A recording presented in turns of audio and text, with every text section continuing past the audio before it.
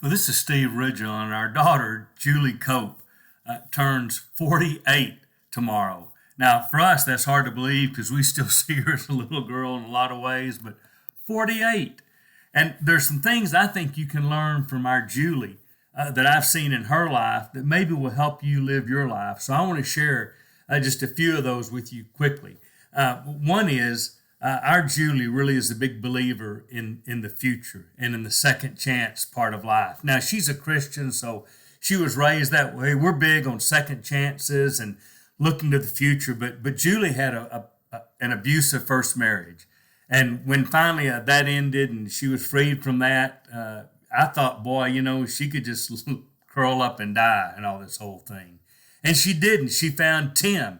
She and Tim now have been married about a year and a half, and he's a believer, and he's a great husband, and she's deeply in love with him, and he's in love with her. And I think a lot of times, what if she had been one of those so sour on life she didn't look to the future, saw no chance at happiness again, spent her time living in the past, and boy, she would be in a miserable, miserable life. So it tries to remind me to always look to the future. Number two, I appreciate when Julie talks about church, and I tell you why.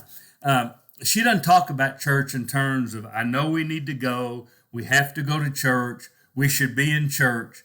But when she comes, she's been coming to Hillcrest with us. She and her and Tim and Avery, and of course Jake always goes to Hillcrest. But she was just talking about what she enjoyed about Hillcrest is not necessarily as opposed to some of the other places they go, but just said, here's what I like. But she didn't talk in terms of, I know I should, or checking in the kind of boxes. She talked about worship. She talked about enjoying singing with other people, talked about communion, talked about the lesson, the things that make worship matter.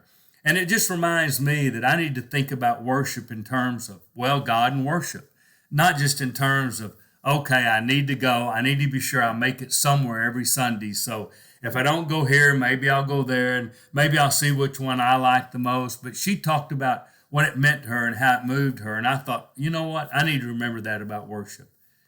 Worship's not about, are we doing everything right? Are we checking all the boxes? Hey, I came today, so good for me. Hey, I need to get my people to come because they need to be in church. I mean, some of that may be a little true, but the point of worship is to, well, worship together. And so hearing her talk about it's reminded me of that. And the third thing I want to mention that I think is really that we all need to learn. Julie is just a kind person. Her job is to be a pre-admittance RN for one of our local hospitals. And occasionally I go by because I'm always at the hospital seeing people. And occasionally I go down to her office, get to go in and listen as she talks to patients who are facing surgery. And she is so sweet and so kind and so reassuring. And I think, boy, that's a great gift in life.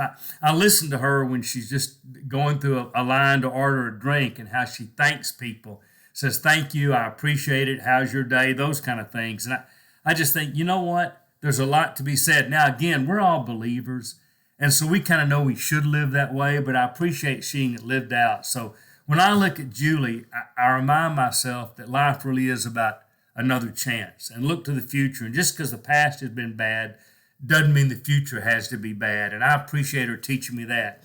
I love her reminder that worship is about worship, not about checking boxes. And I love the fact that she's kind. I want to do better at that. So thank you, Julie, and happy 48th birthday tomorrow.